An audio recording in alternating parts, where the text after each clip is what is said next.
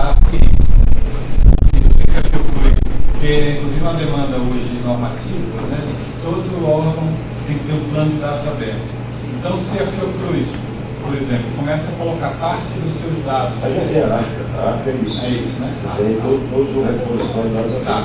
Agora, se você bota os meninos lá para começar a estudar, diz, olha, vamos promover hoje um prêmio de R$30 para quem produzir o melhor aplicativo para explorar esse conjunto de dados aqui da Fiocruz. Aí faz um evento, uma coisa de baixo custo, lá no Pará, ou lá na Rondônia, em algum lugar, né? E aí você tem os jovens ali trabalhando naqueles dados, aquilo ali, talvez faça com que aquele cientista que produziu aqueles dados, né? Que talvez ele nem se entusiasme, né?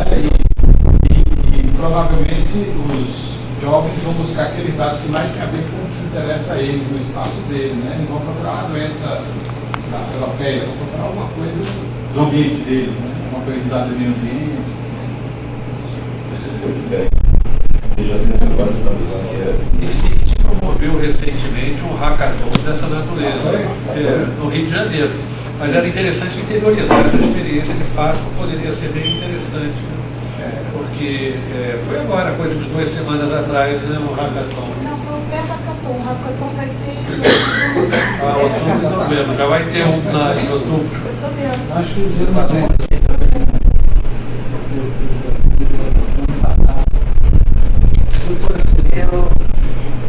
Eu fiz um paralelo da apresentação do Jorge e a apresentação do Isaac do Simorel. Eu acho que a apresentação do Jorge, ele olhou para as possibilidades, né? Para as oportunidades de fazer avançar o conhecimento e as práticas de solução de problemas para a sociedade. E o Isaac e o Morel estiveram muito preocupados, ainda muito contaminados com tudo isso que está acontecendo hoje, preocupados com a possibilidade, com a crise, com a impossibilidade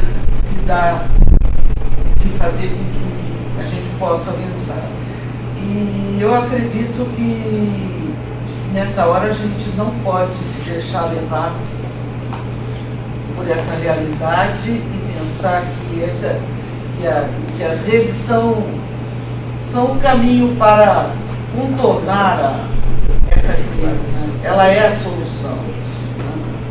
E principalmente nessa audiência aí de jovens interessados em carregar o piano daqui para frente, né?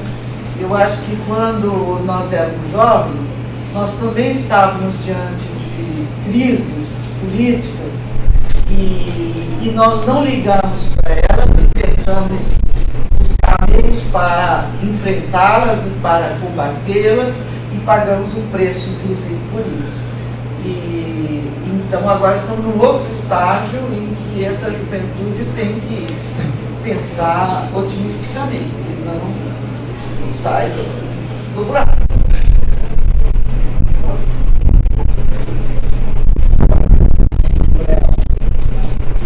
Marcos. Mas reflexão, né? Porque a gente não tem outros parâmetros de enxergar o mundo senão pelos nossos olhos, né? E a forma que eles traduzem, né? Nossa cabeça traduz o que enxerga. E cada um pega a sua visão, enxerga a mesma coisa de forma diferente. E aí, dessa coisa de redes, multiplicidade de fins, mora um toca muito importante que é a visão compartilhada. Então, a base da visão sistêmica, na base do que diferencia do cartesianismo, né? Olha, como o organismo funciona como um todo, mesmo sabendo que ele é composto por partes menos complexas. Considerando o paradigma atual da complexidade, diversidade, multiplicidade, né? Exponencialidade dos dados, que o Wagner comentou, e outras coisas até como inteligência artificial, né? IBM Watson, nessa atuar em saúde. Lado bom também, né? Nem tudo os governos conseguem se apropriar, né, da inteligência nacional, nem da contra-inteligência. A contra-inteligência, sim, o governo tem que se apropriar e tem que fazer. Mas o exemplo lá dos dados que são, dos dados do genoma humano, que são colocados em aberto, quanto aquilo nos economiza de tempo, né? Então, assim, a questão também, por pior que seja a situação, o investimento em ciência e tecnologia é e será insuficiente para as demandas, mas não vai ser extinto. Então, quando essa visão a gente vem, porque o presidente disse no recorte, às vezes você levar isso para um banqueiro, né, um cara do BNDES, que a tendência é que agora também reduz, mas ele diz, olha, dinheiro tem, traga o projeto. Aí você, epa, peraí, tem que... É a história do pitch de elevador. E agora, cadê o pitch para entregar? Para pegar ele na palavra, né? Está aqui o projeto. Mas assim, a visão é essa. Aí com a comparação que a senhora faz agora, estamos ou não estamos melhores em termos de legislação do que estávamos há 10 anos atrás? A história de você se concentrar só no veto e não se concentrar no todo arcabouço, que no meio caótico gerou mobilização por coincidência. Uma coisa que foi muito bacana, muito feita, o decreto que vem regulamentar agora, tem até, não é bairrista, mas tem um cearense lá que está colhendo informação do país inteiro, de criticar o decreto, porque ele mesmo já parte desse pressuposto, um pressuposto muito correto, que olha, eu sou advogado, eu não sei, vocês que são da ciência, e eu coincidentemente encontrei no fórum com essa pessoa e ele fazendo o mesmo questionamento, vocês vão construir a regulamentação desse marco legal. Então, assim, me parece, né, que você tem muitas coisas positivas que não haviam há 5, 10 anos atrás. O fator de agregação, né, a massa crítica, né, que o senhor destaca, vem se formando. E aí vem a questão dos hackathons e tal, não sei o quê, da mentalidade hacker. Agora, extrapolando até um pouco mais, por que é que tem que estar pautado na universidade? Se a gente está falando de informática, fora do mundo corporativo duro, o que domina é o freelancer, entendeu? E assim, eu não preciso saber quem é o freelancer, eu não preciso saber se esse cara está empregado nos Estados Unidos, se está aqui, se ele, sei lá, se ele é um servidor público que está matando trabalho para fazer uma coisa, mas se ele tem uma visão compartilhada e ele tem, né, uma coisa que o motiva a fazer, que a mentalidade hacker é essa, curiosidade pura, a mentalidade do pesquisador clássico é essa, curiosidade pura, ou seja, vaidade humana, movendo, né, criando coisas. Então, tem que se buscar maneiras de o incentivo, né, incentivo compartilhado de fazer isso tudo. Então, na questão também, até de como a gente faz software, de como a gente faz solução, não software, como a gente monta sistema de informação, como é que a gente faz processo, porque o que muda, o que vai fazer diferente, aí vem a visão muito pessoal minha, que é, olha, enquanto a gente estiver tentando enxergar as coisas com essa visão, do começo para o fim, a gente não vai casar muito com o mundo que hoje em dia enxerga as coisas do fim para o começo. Por que é que se gera vácuo? Porque não foi preenchido com resultado. Os planos em algum momento teve, até exacerbar o plano e o plano perdeu, né, o potencial agregador, aí chega uma visão dessa totalmente, o plano é não ter plano. Pô, e vociferou, porque fizeram o plano um monte de tempo. Não... Então, assim, mas a questão do que se tem de novo, né, dessa mobilização, dessa rede que a gente consegue formar, dos arranjos que estão fazendo, então as potencialidades são enormes. Agora, como criar a visão compartilhada, né? Os agravos. 2 exemplos muito interessantes: ZIG e fosfoetanolamina. Né? Que tem uma colega lá que estuda câncer, não é uma colega não, né? Eu sou analista, ela é pesquisadora de câncer, e ela de cara já disse, mas pelo amor de Deus, quem é que não sabe o que é que está aí? Faz isso, faz aquilo. E era comum para todos, mas tinha que se dar uma resposta à sociedade, que baseado nas teorias das conspirações, a Big Pharma agora vai acabar com isso. Então assim, falta informação. Informação, né? Comunicação, para você jogar isso não dentro da universidade, é dentro da sociedade mesmo, porque a sociedade está permeada disso tudo. Então, o ponto da visão compartilhada, eu acho que é um ponto muito central, os desafios a serem batidos, como é que eles vão ser preenchidos com projetos e processos, e aí, por estímulo, olha, eu quero estar participando, isso aí que você está fazendo, eu já me sinto comprometido, o que é que eu posso fazer? Qual a parte que eu posso executar? Acho que também é por aí. Eu acho que esse negócio de mentalidade hacker não é só na área de computação, não. Todas as áreas você tem aplicado com mentalidade hacker. Eu quero dar um exemplo. Quando saiu o prêmio Nobel de 75, não por mais, você foi aqui com uma grande revolução, pessoal no Brasil começou a querer fazer monoclonal, mas você precisava de estufa de CO2. Bom, tem as pessoas que foram parar, escreveram grande, pediram dinheiro, esperaram 2 anos para comprar o CO2. Um hacker, você bota um compromisso de Alcacelso, ele vai gerar e eu vou fazer. Os primeiros experimentos de monoclonal no Brasil, lá na USP, foi assim, com o incubador e o Alcacelso para fazer o CO2, sabe? Então você tem que ter essa preocupação assim, então. Agora, hoje você tem instrumentos fantásticos para você pegar ideias. Dá um exemplo. Eu fui publicar 2 artigos na Veja sobre isso, inovação aberta. O exemplo é o seguinte: você tem um remédio para estorosomose, praziquantel. Praziquantel, para quem é químico, ele existe de 2 formas diferentes, é não teomórfico, tá? Forma E e forma G. Mas só uma delas é que tem ação para o estorosoma e a outra dá um gosto amargo. Mas você, quando se sintetiza, sabe os 2. Então, se você tiver um comprimido com 500 miligramas do ativo, você tem que botar, sabe, 1 grama, porque o outro vai junto.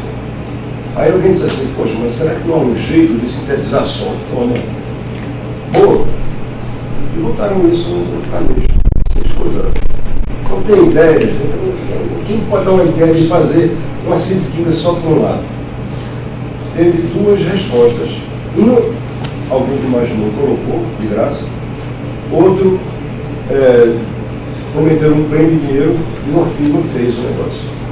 Então, se depois publicado na lista, o resultado, um dos autores aqui é o Gato, o LRO. Trabalhava comigo, mas foi depois que ele saiu lá. Então, mas isso mostra o seguinte: que hoje você pode coletar ideias novas de uma maneira assim sensacional, sem que antes. Você está no seu grupo, e se alguém a internet diz, no momento seguinte você é inteligente e com mentalidade de pesquisar e da coisa. Então acho que está num mundo realmente diferente. Temos que usar o nosso lado também, não ficar só de ingênuo ou de subserviente. Tá? Então a gente tem que pegar essa inteligência e ver como é que a gente consegue, sabe, fazer um estudo de CO2, colocar celso, por aí vai. Isso é inovação. Para explicar um pouco a ideia, de fato, a questão é que a gente tem um corpo, digamos assim, de pesquisa e um corpo técnico que apoia. Então, o processo é você trabalhar com esse grupo técnico, aproximando do corpo de pesquisa, num processo de formação onde eles, o grupo como um todo, vai atrás da sociedade. Então, não é, por exemplo, a alta administração de uma organização vai aos hackers, mas é o corpo técnico junto com ele no processo de aprendizagem, vai buscar na sociedade e vai aprender a buscar na sociedade as soluções hacker, que não são só de computação, é de tudo que é tecnologia, né? Então é o processo de trazer junto a equipe para entender que a sociedade pode contribuir. Aí só um detalhe, a minha especialidade, quando você fala vocês, pode falar, né, vocês, que aí é o que eu quero fazer, entendeu? Sim. Eu sou analista de pesquisa, minha formação profissional fora da Fiocruz é especializada em processo, eu sou certificado CBPP. Então é exatamente isso, olha, a visão de fora para dentro é o que importa dentro da organização, não é a visão de dentro para dentro, nem de dentro para fora. Assim, você tem que trazer realmente solução e construir como tiver que construir. E quem está fora, isso é para ser um processo transparente. Isso interessa para a gente, muito para a gente. Mas para quem está fora, ele quer o resultado. Ou seja, se a gente conseguisse, na história da visão compartilhada, perceber o que é que a gente gera? Informação. E aí qualificar isso de todas as formas possíveis, necessárias, aí você começa a criar um processo que é um processo de negócio. Processo de produção de informação. E aí, com um paradigma de SOA, com um paradigma de distribuição compartilhada, e aí vai. Deixa eu falar uma coisa de vivência e um pouco também de estudo. Né? Durante esses últimos 12 anos, o Itajaí teve também essa experiência, o sistema de saúde ele produziu, organizou vamos chamar assim de subsistema de ciência, tecnologia e saúde. Criou a Secretaria Nacional de Ciência e Tecnologia, o Departamento de Ciência e Tecnologia, E esse departamento criou um sistema descentralizado de financiamento que colocou nas FAPs, né, recurso para pesquisa em saúde, né, o chamado PPSUS, que produziu uma conexão das FAPs, que é do Sistema Nacional de Ciência e Tecnologia, com as secretarias estaduais de saúde daquele território, que gerou prioridades e publicou editais. E nós tivemos uma produção imensa, né, de pesquisa descentralizada, mas sem a geração de tecnologia ou solução de problemas locais. Eu acho que não vi ainda nenhuma pesquisa que desse uma avaliação completa disso, mas intuitivamente eu percebo em alguma aproximação da pesquisa de que esse elemento da resolução do problema não foi alcançado de uma maneira eficiente. Então, uma proposta como essa que o está sugerindo teria um ambiente propício para se desenvolver, né, em termos estruturais, que poderia, inclusive, incidir numa mudança cultural nessa linha que o professor Isaac coloca. A propósito disso que você está dizendo, né? Eu trabalhei no DECIT em 2005 na gestão do Reinaldo Guimarães, e ele que começou esse trabalho de priorização de agenda de pesquisa, se não estou enganado. E eu hoje estudo e pesquiso na área de estudos sociais, ciência e tecnologia. E nesse campo que eu estudo, a gente problematiza muito a noção de que o conhecimento científico é a única forma de racionalidade legítima e sancionada publicamente, né? Que a gente estabelece uma noção entre o nosso grupo, isso resumindo bastante, né, para não ficar enfadonho, a noção de que os conhecimentos leigos aportam saberes para conhecimentos científicos, e desse diálogo entre o conhecimento leigo e o especialista pode sair uma coisa muito mais interessante. O que me parece curioso, quando eu olho hoje, fazendo uma desconstrução da Agenda Nacional de Prioridades de Pesquisa, é que esqueceram a dimensão coletiva e popular dos saberes na incorporação das prioridades de pesquisa. Eu nunca me esqueço quando eu trabalhava na editora Codecri, tinha um livro da Codecri, do Pasquim, que se chamava Que Horas Veio o Povo, que era uma alusão ao jornal Hora do Povo, e uma brincadeira com a Revolução, com o golpe de 64 e tudo, etc., e o movimento todo anti-ditadura. É mais ou menos isso que eu penso da Agenda Nacional de Prioridades de Pesquisa, entendeu? A que horas veio o povo? Porque quem definiu aquela agenda foram os grandes especialistas, que são sempre os mesmos consultados, né?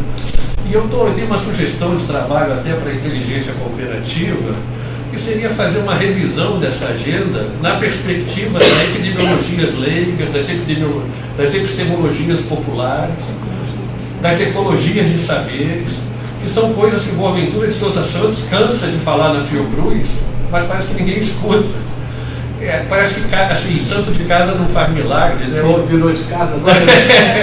Então, eu, por exemplo, tenho um interesse muito grande nessa questão da democratização do conhecimento, não só nessa via que nós costumamos pensar, que é a via da transmissão do conhecimento científico para o público leigo, mas eu quero ver a via de mão dupla acontecer, que é ouvir mais do conhecimento leigo para incorporá-lo de alguma maneira num acordo possível dos saberes científicos. Né?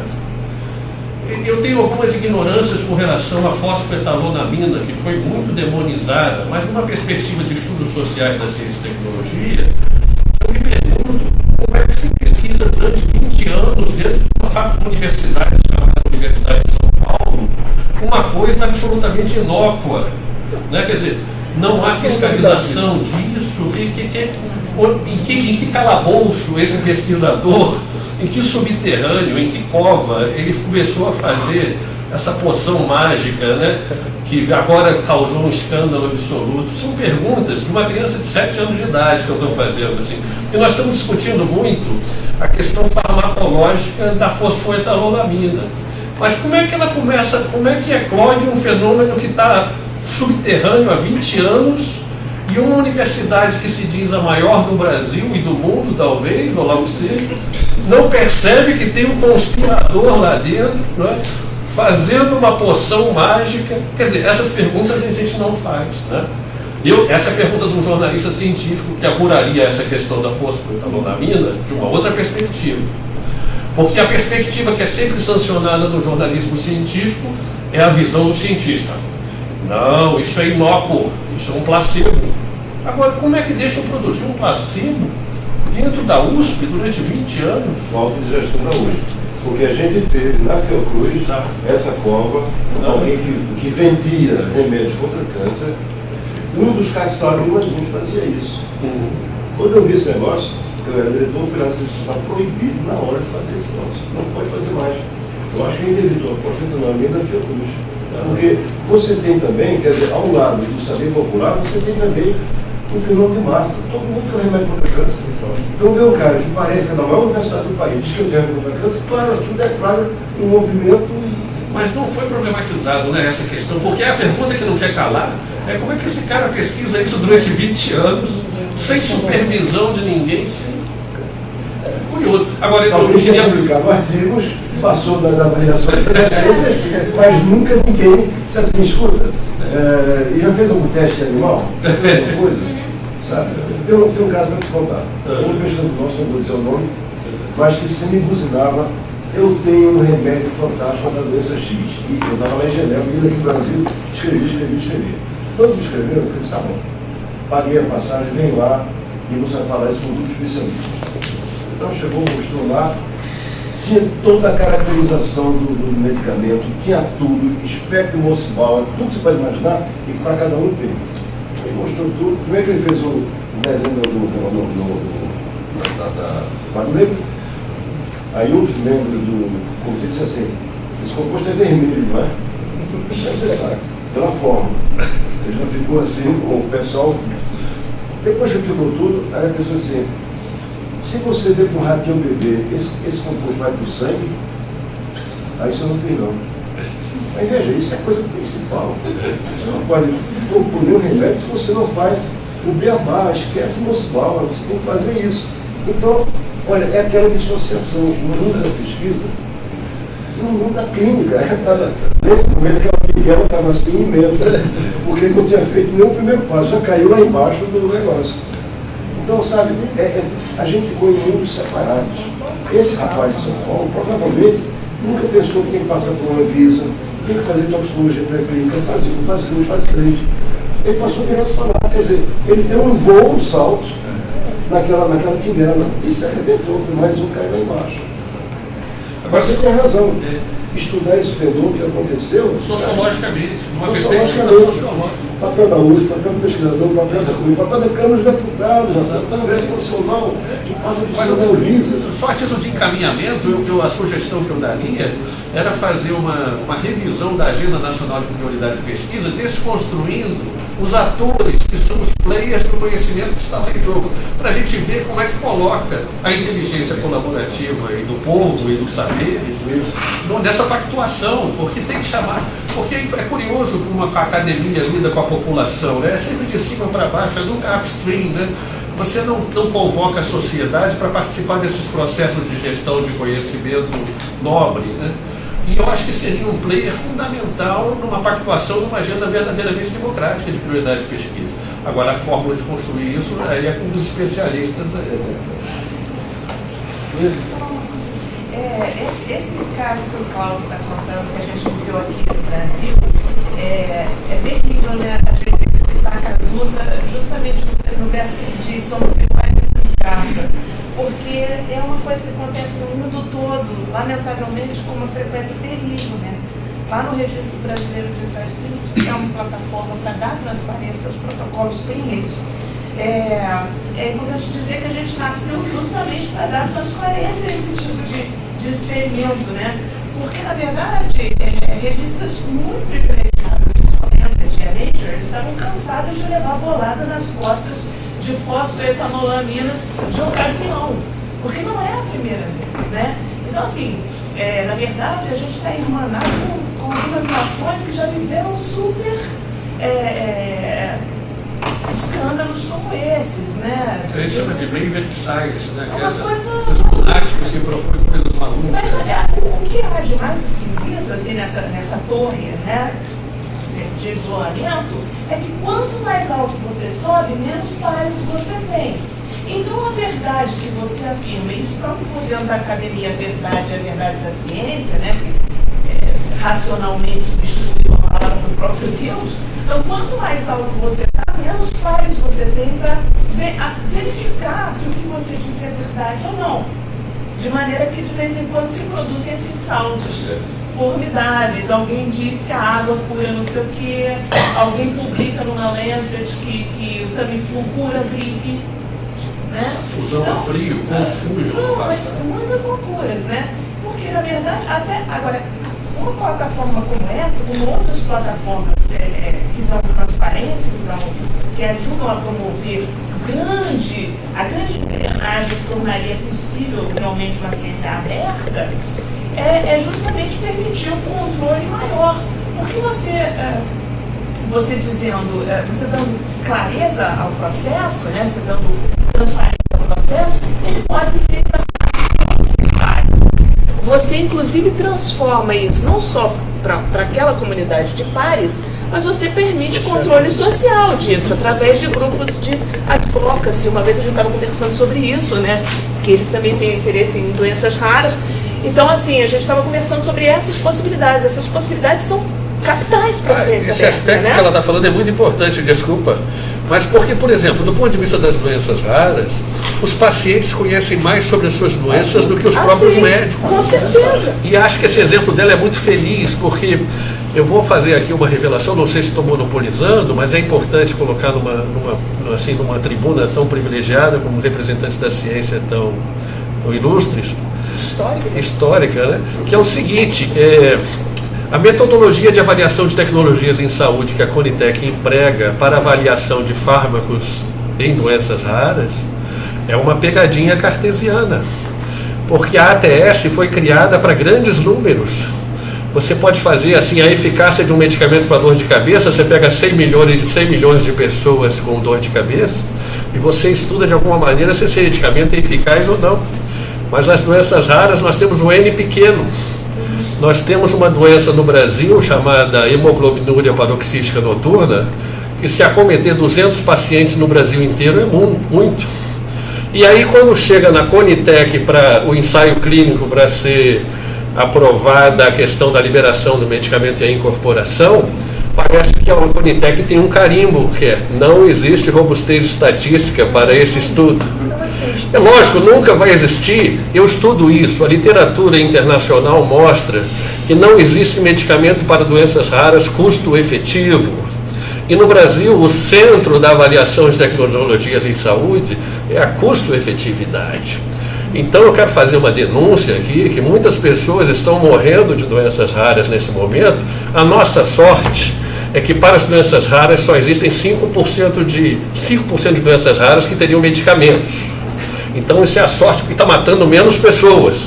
Mas já existem pessoas morrendo porque a metodologia empregada para avaliação de incorporação de tecnologias em saúde da Conitec para doenças raras é equivocada. E se alguém tem interesse em conversar sobre isso, podemos conversar sobre Small Clinical Trials, porque por incrível que pareça, Small Clinical Trials e análise de decisão multicritério, porque o multicritério é que vai tirar a pegadinha da custo-efetividade para os doentes raros. Então, eu fiz um seminário internacional em São Paulo discutindo novas metodologias para acesso a medicamentos em doenças raras. Aconteceu em 2014. E essas denúncias foram feitas na presença da doutora Clarice Petraballi, que era convidada nossa para estar na mesa. E os representantes internacionais mostraram essas novas metodologias. Então, isso tudo para mostrar, quer dizer, estou corroborando o que a Luísa falou aqui, que em alguns momentos a ciência não tem todas as respostas. E os doentes raros são os maiores exemplos disso, porque a epidemiologia do doente raro é N pequeno, e a epidemiologia é fundada em grandes números. Então nós temos aí um grande abacaxi epistemológico. Mas olha, mas tem outra saída que o Brasil não está usando. É isso. Que é o chamado contrato de compartilhamento de risco. Exatamente. Eu orientei uma tese exatamente sobre isso. Chamei o temporão. Isso é usado na Grã-Bretanha, compartilhamento de risco. Aí, pois é, aí a tese mostra o seguinte: a Itália já tinha mais de 400 contratos de compartilhamento de risco. Que é o seguinte: a empresa descura todos os casos ali, tá bom. Se curar, eu pago. Se só curar metade, eu pago metade. Se não curar ninguém, eu pago nada. Exatamente. E já está sendo aplicado em vários países esse critério. Ela estudou, nesse caso, Austrália, Inglaterra, Itália e tem mais um, não estou lembrando.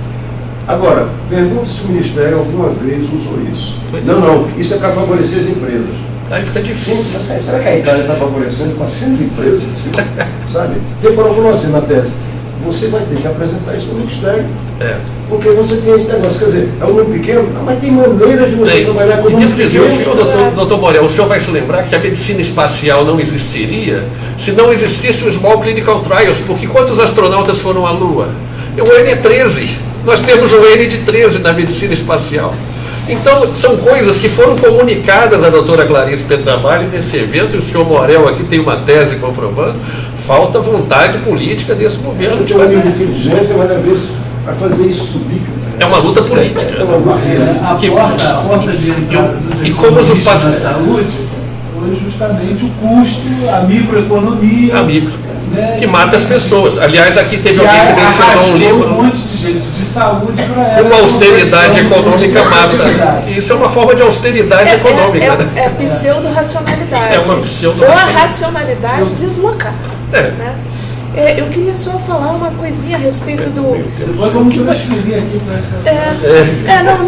Por favor. Está tão bom. Não, por favor. Depois é só. Não, mas pode continuar. Não, pelo amor de Deus, nessa história de só a direita falando, eu vou até mudar de lugar. Eu vou mudar de lugar, eu quero que me confundam. Por conhecimento, pode falar. Bom. Jorge? Não, eu não comentava a esse respeito, né? Assim, agora.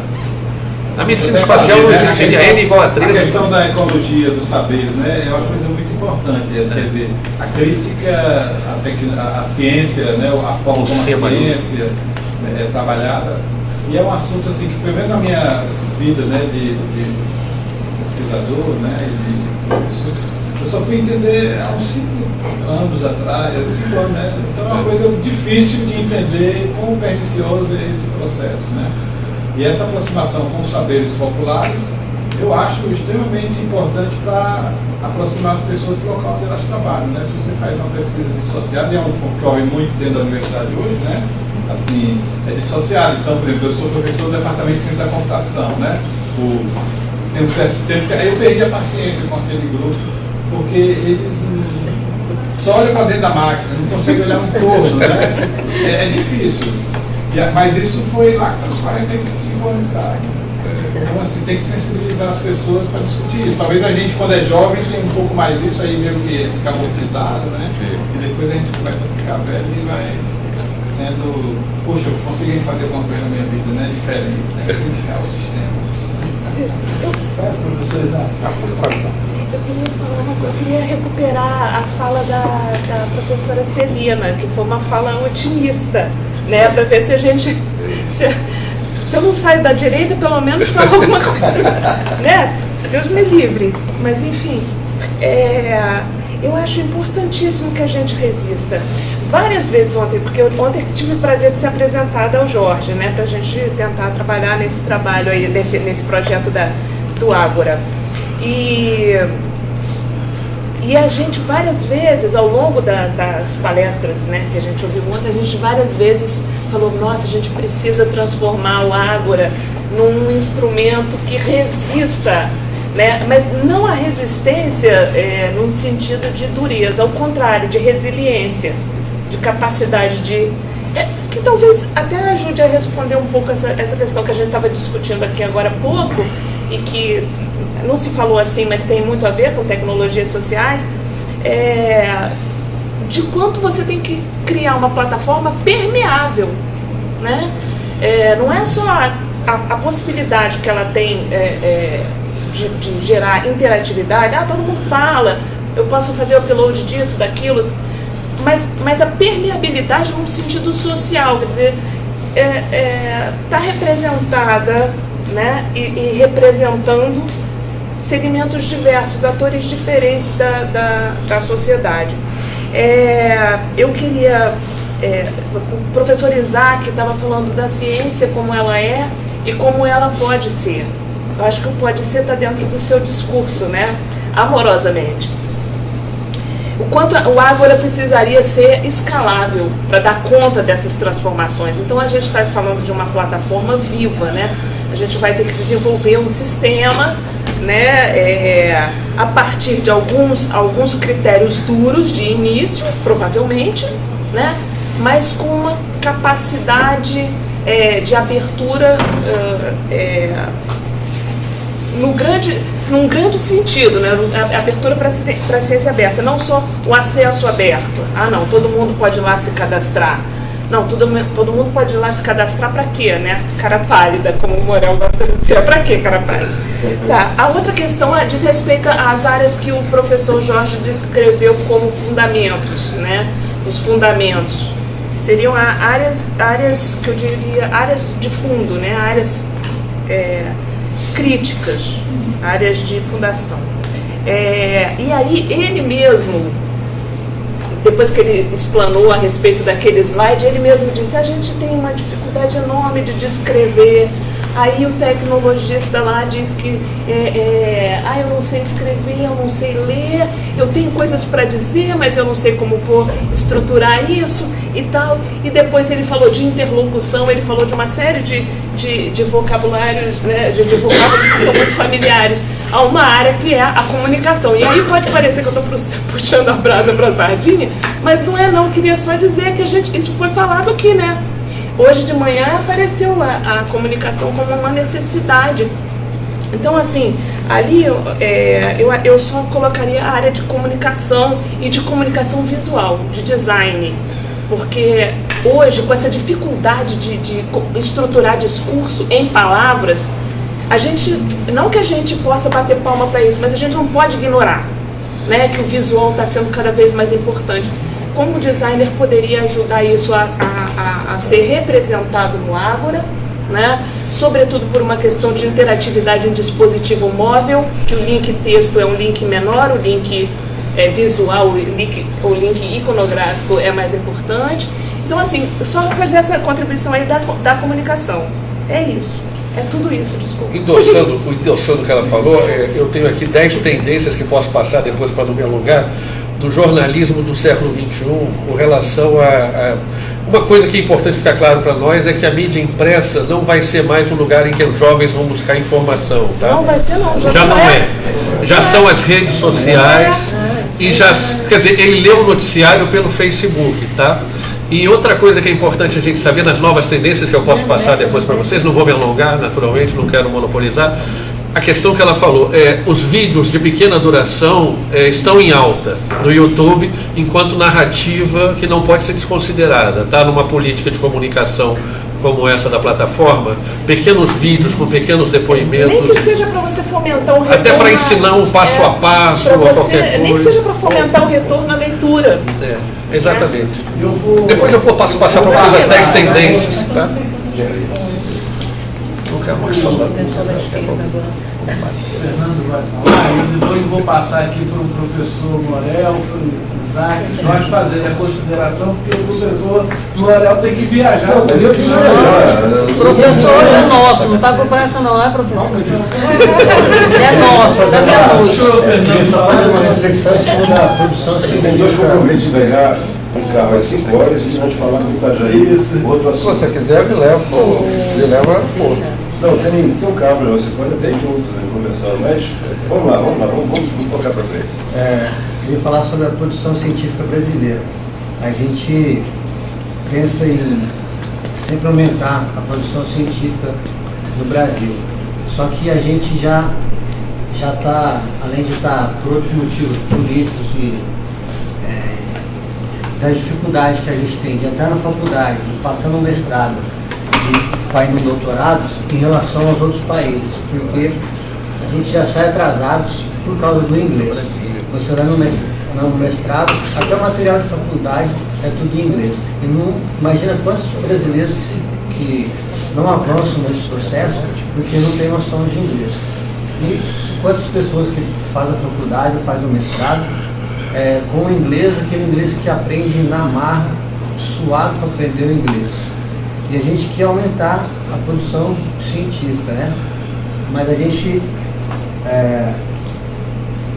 na escolinha básica, as criancinhas já deveriam, na escola pública, deveriam estar aprendendo inglês ou espanhol, e isso parece que nunca vai para frente. Eu lembro de ter essa discussão quando eu estava na faculdade, tipo, 20 anos atrás.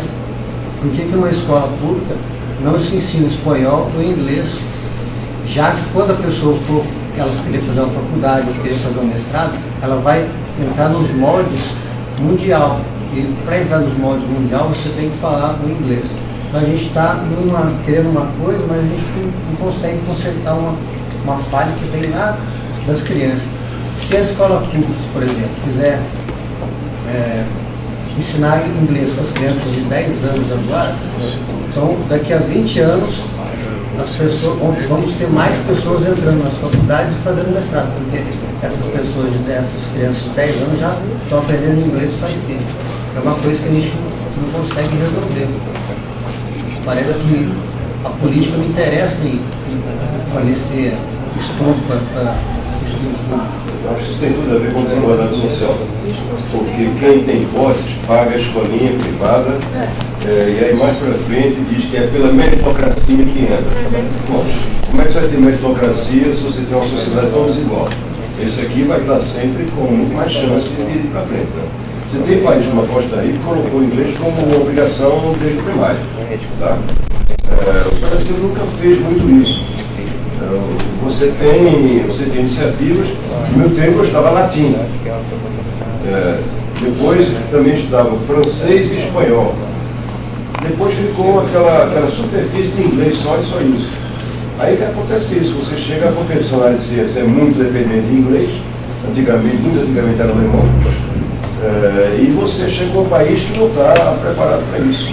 Talvez a Coreia tenha se destacado por capacitação. Tem muitas coisas, mas é mais do que isso. Já a educação na Coreia também é bem diferente.